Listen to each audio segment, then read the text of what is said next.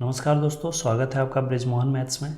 दोस्तों, basic maths के पिछले वीडियो में हमने एलसीएम ज्ञात करने की एक शॉर्ट ट्रिक को देखा। आज के इस वीडियो में हम एचसीएफ ज्ञात करने के लिए, महत्तम समापवर्तक ज्ञात करने के लिए एक शॉर्ट ट्रिक को देखेंगे। लघुत्तम समापवर्त और महत्तम समापवर्तक से जुड़े ऐसे बहुत से प्रश्न कई प्रतियोगी परीक्षाओं में पूछे जाते रहते हैं। उन प्रश्नों को सॉल्व करने में ये ट्रिक्स काफ़ी हेल्पफुल होते हैं।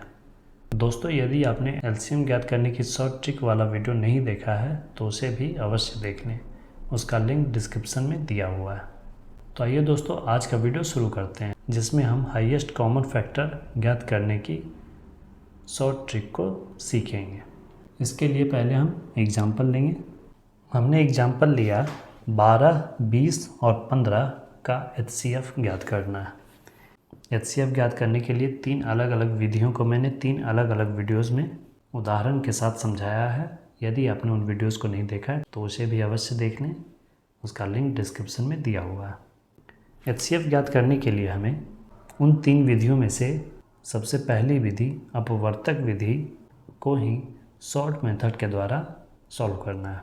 जिस तरह से एलसीएम ज्ञात करने की शॉर्ट ट्रिक में हम सबसे बड़ी संख्या को चुने थे और फिर उसके अपवर्त्य को, उसके मल्टीपल्स को देखे थे, उसके ठीक विपरीत एचसीएफ ज्ञात करने की शॉर्ट ट्रिक में हम सबसे छोटी संख्या को देखेंगे और फिर उसके अपवर्तकों यानी उसके फैक्टर्स को देखेंगे।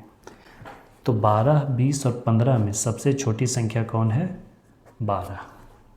अब हमें देखना ये है कि जो सबसे छोटी संख्या है, क्या वह बाकी दोनों संख्याओं को पूर्णतः विभाजित करती है या नहीं। तो 12 ना तो 20 को काटेगा और ना ही 15 को काटेगा।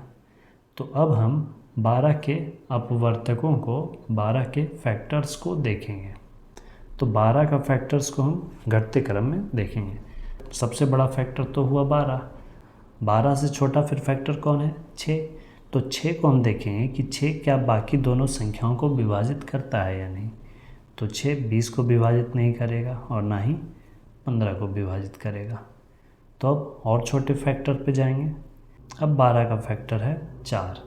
तो क्या 4 20 और 15 को विभाजित करेगा? 20 को विभाजित कर देगा लेकिन 15 को विभाजित नहीं करेगा।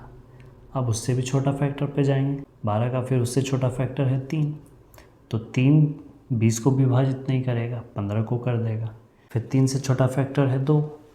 तो 2 से 20 विभाजित होगा लेकिन 15 विभाजित नहीं होगा। अब उससे छोटा फैक्टर है फिर 1। 20 को भी विभाजित करेगा और 15 को भी विभाजित करेगा। तो 12, 20, 15 का एचसीएफ हो जाएगा 1। आइए एक दूसरा एग्जाम्पल लेते हैं।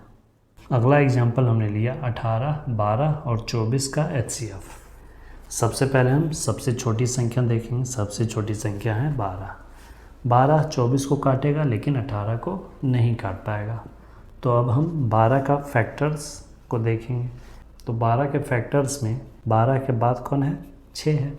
तो अब देखेंगे कि 6 क्या तीनों संख्याओं को विभाजित करता है या नहीं।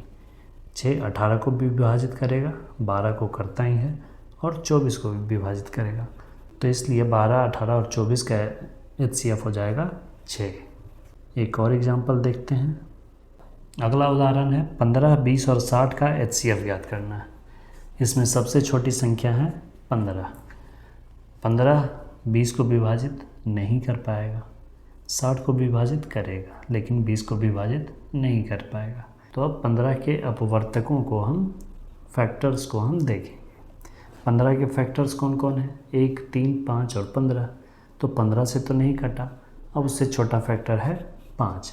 तो 5 से 20 भी कटेगा, 60 भी कटेगा। तो इसका एचसीएफ हो जाएगा 5। तो इस तरह से हम छोटे छोटे संख्याओं का एचसीएफ ज्ञात करके प्रतियोगी परीक्षाओं में अपना कुछ समय बचा सकते हैं। आइए एक और एग्जाम्पल देखते हैं।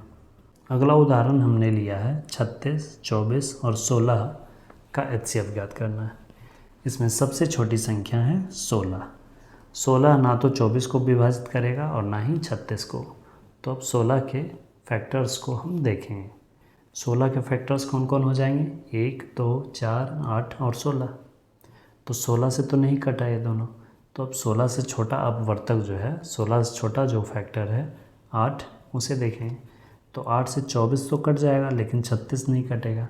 तो फिर उससे छोटा अपवर्तक पे आएंगे, उससे छोटा फैक्टर पे आएंगे। तो 8 से छोटा फैक्टर है फिर 4।